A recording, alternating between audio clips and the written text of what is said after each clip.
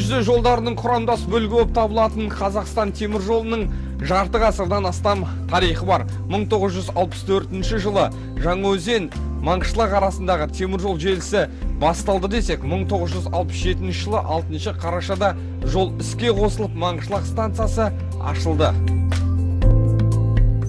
1967-69 жылдар аралығында еліміздің облыстарынан және Орта Азия республикаларынан 500-ге тарта темір жолшы отбасыларымен көшіп келді. Осылайша Маңғышлақ станциясының алғашқы тұрғындары қоныстанды. Ассалаумағалейкум, ардақты Алаш жұрты. Маңғыстау арнасының эфирінде туған жердің тарихынан азық алған алтын қазық хабары. Бүгінгі саны Маңғыстау ауылына арналады.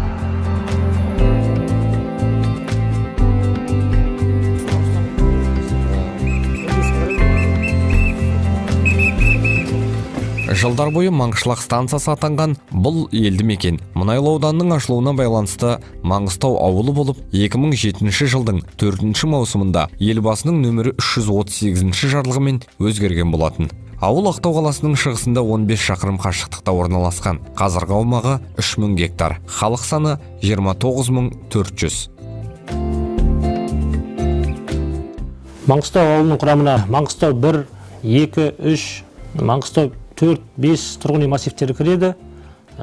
Маңғыстау ауылында ауылдар саны 4366 аула орналасқан. Оның ішінде 75 көп пәтерлі үйді құрайды оның ішінде. Халықтың хал ахуалы жақсы. Ауылымызда кәсіпкерлік өте жақсы дамыған. Оның ішінде халыққа қажетті инфрақұрылымдармен, атап айтқанда газ, тоқ, көше жарықтарымен 100%, құбыр арқылы ауыз сумен қазіргі таңда 57%-ға қамтылған. Алдағы уақытта қалған Маңғыстау 3-5 ауылдарына да су тарту жоспарымызда бар. Және ауылымызда ауылішілік 88 шақырым жол бар. Оның қазіргі таңда 20 шақырымы асфальттанған. Асфальттау жұмыстар жыл сайын өзінің жалғасын тауып жатыр. Қаржыландыру мәселесін шешілуіне қарай. Және де ауылымыздың бір ерекшелігі, ауылымызда мына облыс орталығына келетін қонақтардың, темір жол арқылы келетін қонақтардың ашылатын алғашқы қақпа болып табылады. Себебі ауылымызға Ақтау қаласына келетін қонақтар біздің ауылымыз арқылы өтеді ең алғаш. Сол себептен ауылымыздың тазалығына, көркеюіне қатты мән береміз. Себебі ауылымыз Ақтау қаласына ең жақын орналасқан ауылдардың бірі болып табылады.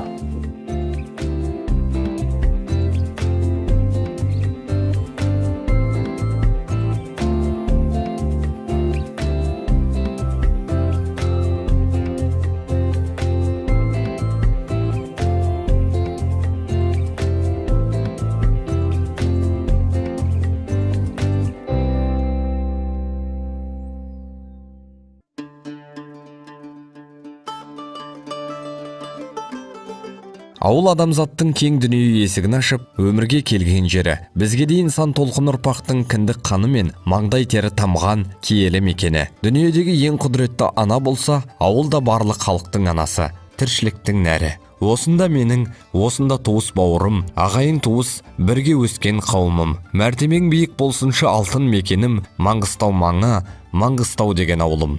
Міне, осылайша ақын жырлағандай бүгінгі мұнайлы ауданның орталығы Маңғыстау ауылының жарты ғасырдан астам тарихы бар. Тарих деген осы, келешектің қамы, өткеннің қорытындысы арқылы қамтамасыз етілмек. Ауыл деген жақсы ғой. Барлық нәрсенің бастауы ауылда деп ақын жазушыларымыз, кез келген дарындар солай деп әңгімелерін бастайды. Сондай бір талай дарындар шыққан әдеби құтты елді мекеннің бірі осы Маңғыстау ауылы. Бұл Маңғыстау ауылы сонау 66 жылдары темір жол станциясының орталығы болуда негізінен өзінен бастаған. Негізінен бұл ауылдың тұрғыны емеспін, бұл ауылда туып өскен жоқпын, бірақ шетпеден талай темір жол арқылы келіп, осы Маңғышлақтың үстінен қалаға өтіп, осы жердегі болған біраз нәрселерді білетін едік. Сонымен қатар былтыр бұл ауыл өзінің 50 жылдығын атап өтті. Сол 50 жылдығын атап өту барысында әуелі бір шағын брошюра есебінде бастап, бір ауылдың тарихынан бір кішкене естелік болсын деп бір бастаған жұмысымыз ырысы тасыған ауылым деген үлкен бір кітапқа айналды. Әрине оның бәрі толыққанды, бәрі қамтылған тарих деп айта алмаймын. Бірақ енді шама шарқымыз келгенше сол бір 50 жыл тарихы бар ауылдың әртүрлі саладағы еңбек ардагерлері мен азаматтары менен кездесу арқылы осы ауылдың біраз тарихын білдік. Қарапайым ғана теміржол станциясының орталық несі ауылы болып басталған ауыл өзі мына облыс орталығына жақын болғандықтан маңайына жан-жақтан келушілер бүкіл осы Маңғыстау облысының ан жақ мына жақтарынан бүкіл совхоздардан келіп, артынан туыстас республикалардан елге келіп айналғанда бүгінгі таңда бұл ауылдың халқы 29 мыңға жетіп отыр. Осы 29 мың халықтың қазір жетіп отқан, көріп отқан табыс, нәпақасы өздерінің тұрмыс тіршілігіне сәйкес көп ауылдардан ілгері деп айтуға болады. Енді Маңғыстау ауылының Маңғыстау болып аталуының себебі де сонау 66 жылы бұл жер Маңғышлақ станциясы болып, теміржол желісіне байланысты солай аталған болатын. Енді күндердің күнінде бүгін барлық жерге жер атауларының бәрін қазақыландырып, өзіміздің жергілікті жердің атауын беруге байланысты жоғарғы жақтардың барлығына, министрліктердің бәріне хат жазу арқылы Маңғыстау ауылы деп 2007 жылы аты өзгертілді. Оған Маңғышлақ станциясы, Маңғышлақ селосы ғана болып, поселкесі болып қана болып келген. Осыдан 50 жыл бұрын сахарасында құйын ойнаған Маңғыстау төсінің жерасты байлықтары көптеп табылып, үкімет алдында сол байлықтарды игеру үшін темір жол тарту міндеті тұрды. Бұрын Батыс Қазақстан аймағы бойынша Гурьев Қандағаш желісі темір жолдың тұйықтаған тұсы болса, 1964 жылы маусым айының 29 күні Мақат пен Маңғышлақ арасында 704 шақырымдық темір жол тартыла бастады.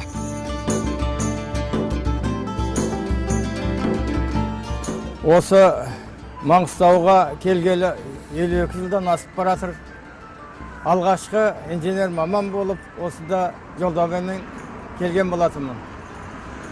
Мен келгенде мына көзалдарда тұрған вокзалдан орны жоқ. Мен көз алдымда осы 66 жылы басталып, 67 жылы аяқталған вокзал үйі осы болды. Теміржол бойынша алғашқы үй осы. Мен келгендегі тұрғын үйлерден 6-7 ғана үй бар еді. Олар да 2 этажды үйлер мынау. Содан мигранттық студенттер келіп 3 айдың ішінде 3 этажды үйлерді салып кетті. Менің көз алдымда мынау мектеп ашылды. Мен мына Мақаттан 3 күн дегенде мына жүк пойызының соңына тіркелген жалғыз пассажир вагонға мініп 3 күн жүріп әзер жеткен Маңғышлақ бұл. Бұл келгенінде бірінші Афорныға, екінші Бейнеуге, үшінші Сайтөске бір қонып, 4-ші күн дегенде мен ерден түсіп тұрғанда мен қасымда әйелім бар, 6 айлық балам бар. Пойыздың ішінде толған құрылысшылар, солардың ішінде жалғыз қазақ мен екенмін, жалғыз. Сол түсіп баратқанымда бір қыз жүгіріп келіп, құшақтай алды, ойбай, қазақтар да келеді екен ғой деп. Сондай сағынышының таныс болып, сол кездегі оның тұрған ол қызымыз жолдамамен келіп, поштаның бастығы екен. Ол пошта мына барақ үйлерде сонда тұрады екен. Әрине, темір жолдың тартылып, вагон-вагон жүктер мен шағын станциялардан сапар шегетін алғашқы жолаушылар легінің көрінісі өңірдегі өзгеше қарқынды дамудың алғашқы баспалдақтары болғаны даусыз. Жаңа жолды қабылдап алып, оның дамуына орасан зор еңбек сіңірген алғашқы жол игерушілердің ерлік істері айтарлықтай. Олар Мақат пен Маңғыстау арасындағы темір жолмен өлкемізге аса қажетті өндірістік технологиялық жабдықтар, іргесі қаланып жатқан жас қалалар мен жаңа елді мекендерге қажетті құрылыс материалдарын тасымалдай бастады.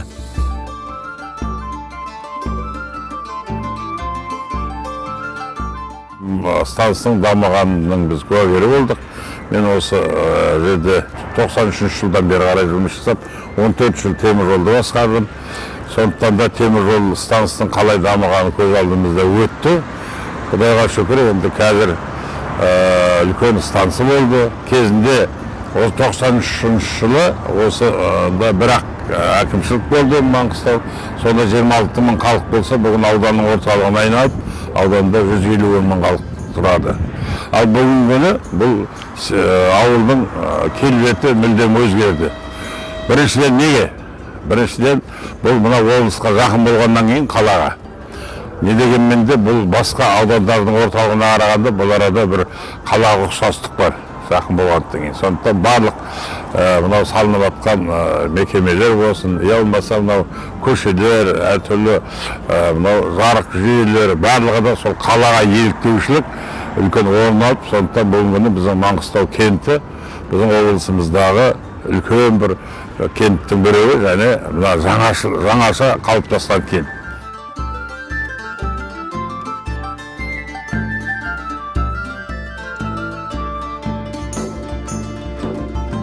Вокзалдың бүгінгі жағдайы жақсы, қауіпсіздік шаралары сақталған. Жолаушылар бар қажеттілікпен қамтамасыз етілген. Бүгінде станцияға күнделікті 10 жолаушылар пойыз тоқтайды.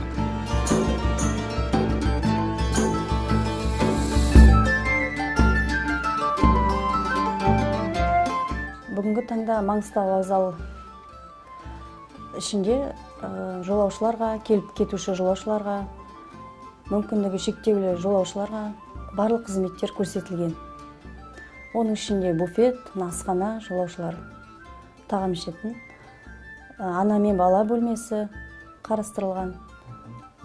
Мүмкіндік шектеулі жолаушыларға кнопка вызова дейді, шақыруға арналған жолаушыларға қызметтер көрсетілген. Маңғыстау вокзалына күніне 2,5 мыңнан астам жолаушылар келіп кетеді.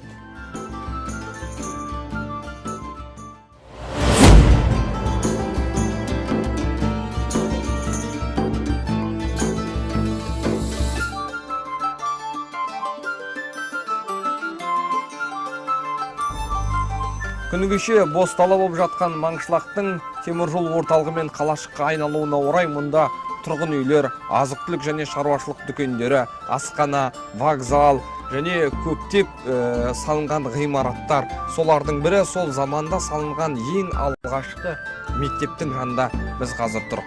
Осы мектеппен жете танысу үшін дәл қазір ішіне кіреміз. Бірге болыңыздар.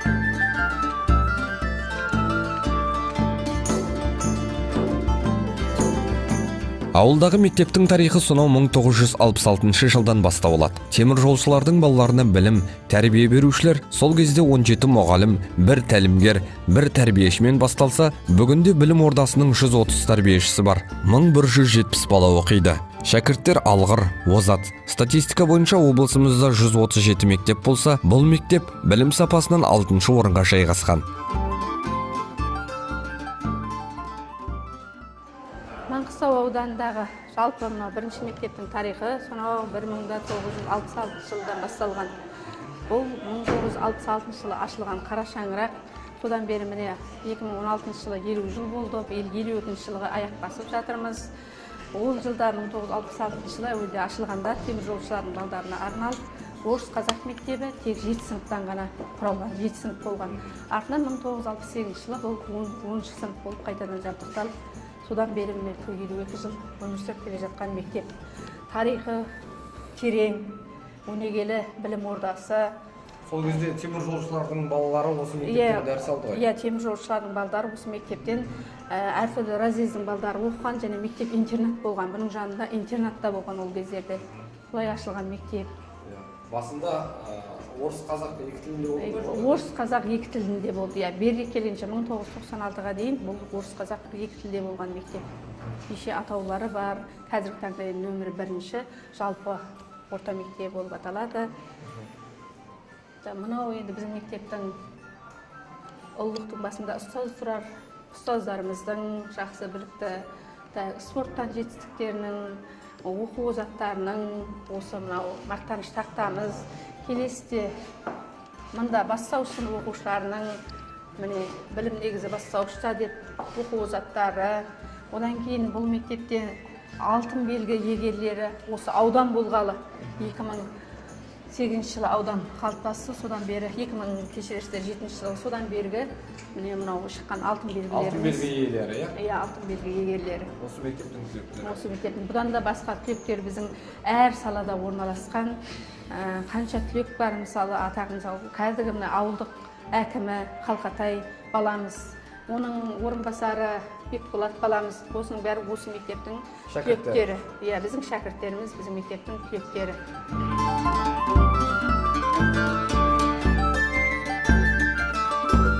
Ауылдағы алғашқы бой көтерген нөмірі 1-ші орта мектебінен басқа 3 мектеп бар. 2008 жылы Қазақстан Республикасының президенті Нұрсұлтан Әбішұлы Назарбаевтың қатысуымен 1200 орындық нөмірі 5-ші орта мектеп ашылды. 4 мектептегі барлық оқушылар саны 7700.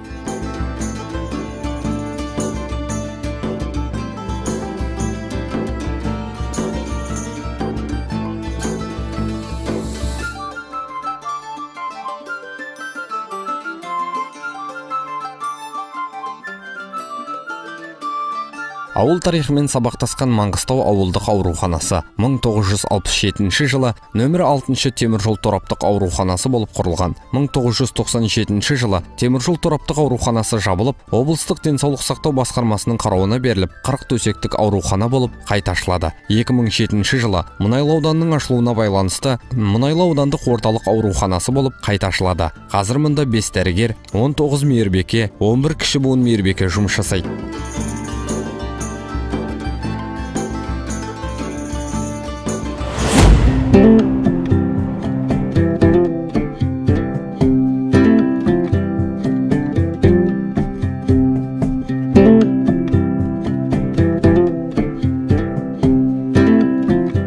Маңғыстау ауылында кәсіпкерлік саласы да қанат жайып келеді. Көзі қарақты көрермен байқағандай, мұндағы кәсіпшіліктің негізі тойхана бизнесі мен ауыл шаруашылығын дамытуға бағытталған. Шынын айту керек, Маңғыстауда бейден қымыз сауып, оны сауда-саттыққа шығару соңғы кезде ғана қолға алынды. Бұл жұмыс үлкен ыждағаттық пен еңбекті талап етеді. Дегенмен кәсібді ашып оңынан ұқсата білген адам нәсібінде көреді. Ассалаумағалейкум. Жалпы күніне қанша бие сауасыз? Күніне 15 бие қазір қыс айында. Ол қанша литр сүт береді?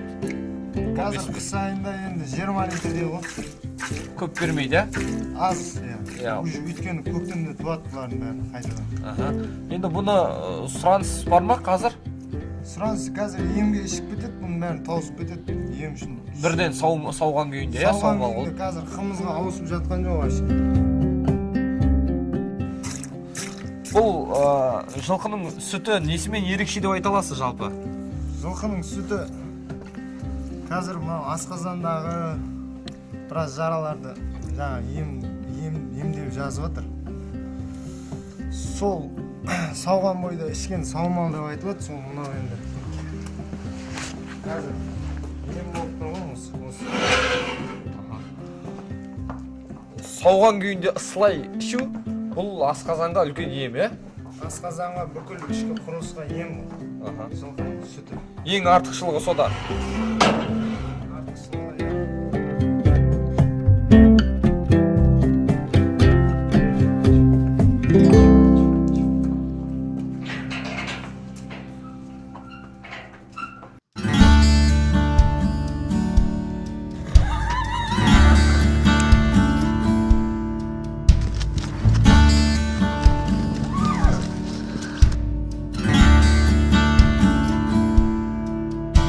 Ата-бабамыздан келе жатқан ұлттық сусынымыз қымыздың адам денсаулығына берер пайдасы мол, сапалы тамақ өнімі, сондай-ақ адамның физикалық күш-қуатын арттырады, тәбетін ашады, ас қорытуды жақсартады. Міне, мына кісілердің барлығы қазір саумал ішуге келіп тұрғандар. Сүтті сауған бойда асылай ішудің пайдасы зор екендігін айтады. Пайдасы көріп жатыр, қаншалықты бірisi көрмей, бұл пайдасы вообще жақсы ғой. Көп жерге пайдасы бар. Қай жерлеріңіз жазылды, қай жеріңіз ауыр жүрген? Асқазанынан пайдасы көп айтады, пайдасы бар. Пайдасы болған соң келеді ғой, олмыз келмейді отырса адамның барлығы соң үшін келіп тұрса. Ол жаңғыз бұл емес, басқа уақыттарда да осындай көп адам көп. Ем болсын, ем болсын. Ем болсын.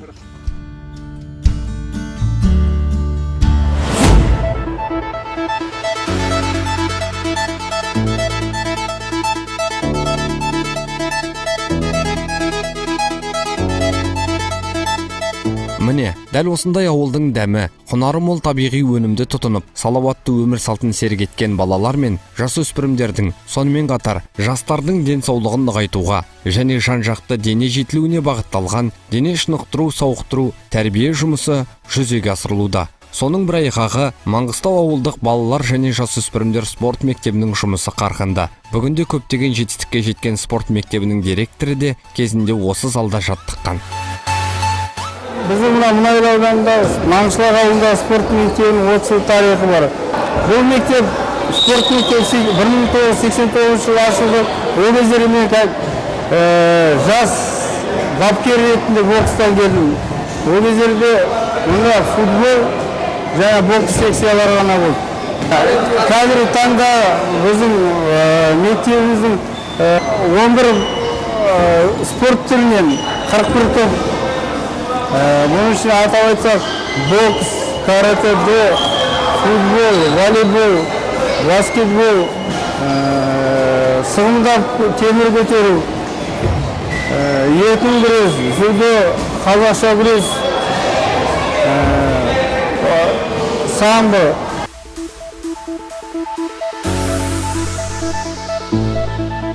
Ауыл жастарын спортпен шұғылдануға шақыратын бұл мектептің жетістіктері айтарлықтай. Маңғыстау ауылының тұрғынымын, бокске қатысқаныма 7 жыл болды. Осы ең басында боксқа келіп, ағайларымның көмегімен бойынша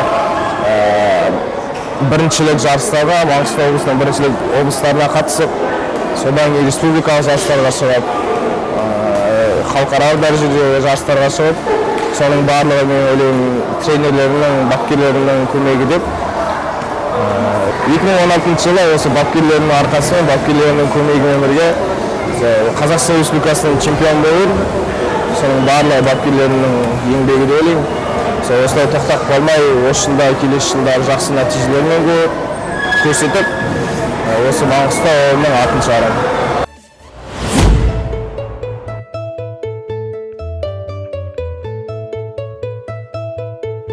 Ауылдағы өнер мектебі 1978 жылдың 17 мамырында Маңғышлақ поселкелік музыка мектебі болып ашылады. Ол өз жұмысын 60 оқушымен фортепиано, орыс және қазақ ұлттық аспаптар бөлімінен бастайды. Бүгінде мұнда 34 мұғалім, 151 шәкірт бар. Міне қадірлі көрермендер, біз қазір ауылдағы өнер мектебіндеміз.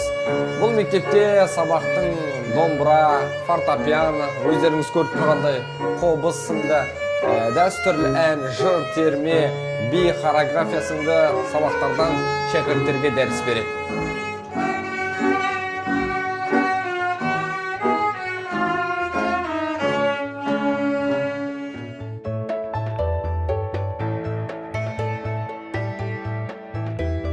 Өнер мектебінің облыстық, республикалық, халықаралық дәрежеде жеткен жетістіктері көп. Ауылдағы кез келген мәдени іс-шараға етене араласатын мектеп таланттары көпке үлгі. Бір кездері темір жолдың тартылуымен іргесі қаланған ауылдың бүгінде қатары көбейді. Аудан орталығы саналатын ауылдың құрамында қазірде 5 тұрғын үй массиві бар. Елдің көптеп қоныстануына байланысты инфрақұрылым дамыды. Жоғарыда айтып өткеннен өзге, ауылда 6 мемлекеттік, 7 жекеменшік, 1 сауықтыру балабақшасы бар. 2 аула клубы жұмыс жасайды. Сонымен қатар кітапхана, пошта бөлімшесі, халыққа қызмет көрсету орталығы мен Халық банкінің бөлімшесі бар.